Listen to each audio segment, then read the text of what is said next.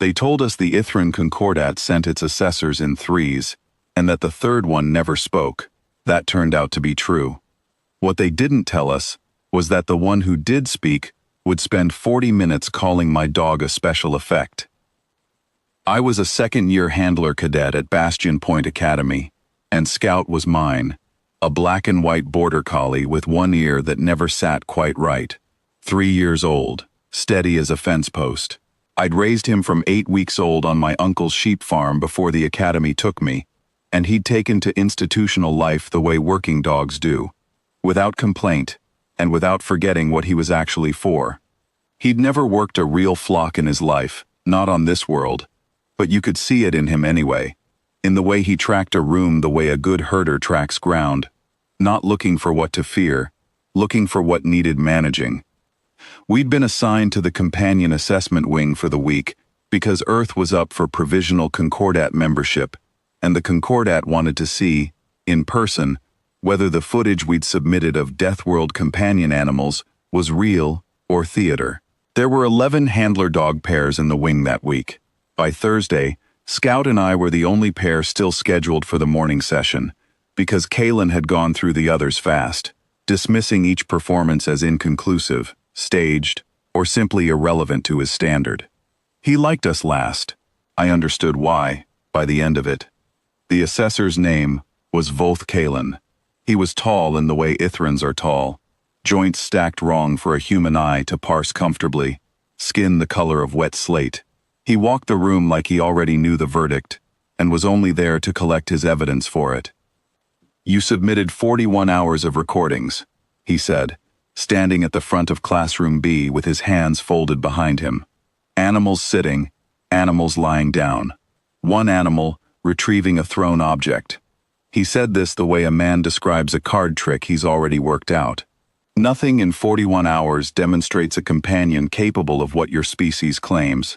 No aggression, no threat response, no proof. This is not simply well-behaved livestock. Scout was lying beside my chair with his chin on his paws, watching Kalen with the mild, unbothered attention he gave to weather. "They're not supposed to look dangerous," I said. "That's the point of the footage." "That is a convenient point to make," Kalen said. "It cannot be tested." Behind him, the third assessor, the silent one, robed to the throat, face never fully visible under the cowl, did not move. I'd learn later that silence was its whole function. It watched. It reported nothing to the room. Whatever verdict mattered came from what it saw, not what Kalen said. "So test it," I said. I hadn't meant to say it like a challenge. It came out like one anyway. Kalen's head tilted, the Ithran version of interest. "I intend to." He nodded to the door, and 2 Concordat handlers wheeled in a transport crate, the size of a supply locker, mesh reinforced, warning glyphs stenciled along the seams in Concordat script. Inside, coiled and quiet until the crate stopped moving, was a Scarn hunting drake, a Concordat war animal, the kind bred for border patrol on worlds where the wildlife eats the patrols. It had a long, low skull, a ridge of bone plating down its spine, and eyes that tracked the room in a way that made every other dog in the building go still at once. "A controlled threat response trial," Kalen announced. "We will observe how your Earth animal reacts when presented with a genuine predator. If it flees, hides, or displays fear, indistinguishable from any prey species, the Concordat's position on your footage stands.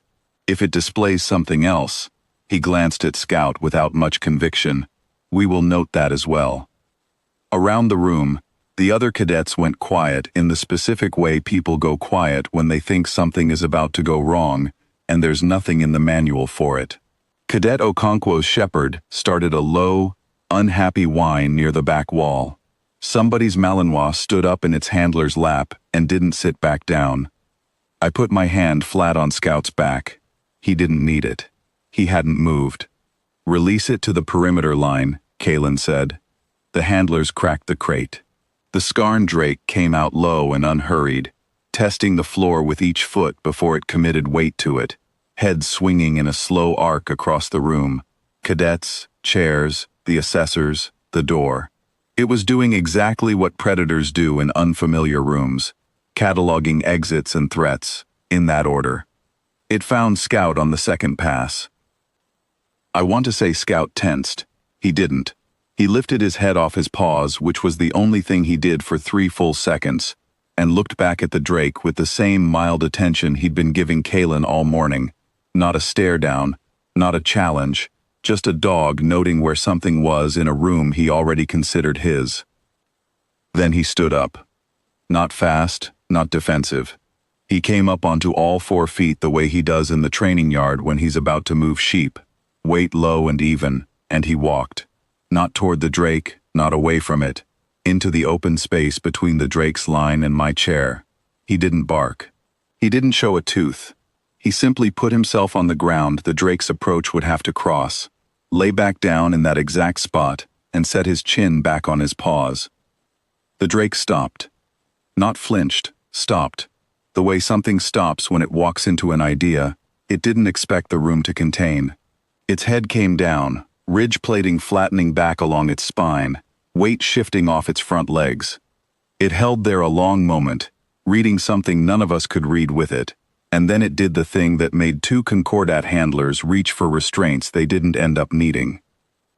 It lay down too, not beside Scout, several feet back, at the edge of the space Scout had claimed, the way a lower animal settles at the edge of ground a stronger one has already decided it owns. Nobody in the room said anything for what felt like a long time. Kalen broke it first, and his voice had lost the card trick certainty from 20 minutes earlier. It did not attack. It did not flee.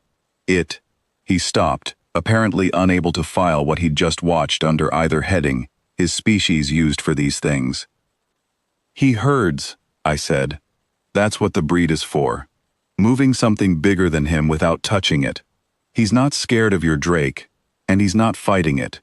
He's just telling it where the line is. And the Drake accepted that line. Border Collies have been telling wolves where lines are for about 1,000 years, I said. This isn't new for him. It's just new for you. Kalen looked at the third assessor. For the first time since they'd entered the room, the silent one moved, the barest incline of the cowl, forward and back, once. I never learned what that gesture meant, in whatever language the Concordat used among themselves. I only knew that Kalen's shoulders came down 1/2 inch when he saw it, the way a man's do when a decision has just been taken out of his hands. The Drake has not been made to yield territory since it was 6 months old, Kalen said, quietly now, mostly to himself. It yielded in under a minute to an animal 1/5 its mass, which never raised its voice, never bared a tooth, and has apparently been doing this since before we knew your planet existed. He's a good dog, I said, because it was true, and because I didn't have anything more useful to offer a man whose whole framework had just been rearranged by 90 pounds of Earth livestock management technology, lying calmly on a linoleum floor. Kalen didn't answer that. He gestured his handlers to recrate the Drake, which went, without complaint, tucked low the whole way, giving Scout's patch of floor a wide and unhurried berth, and he made a note on his slate that I never got to read. Scout, for his part, had already put his chin back down and closed his eyes. I stayed after the room cleared, the way you do when you need a minute before you trust your own legs again.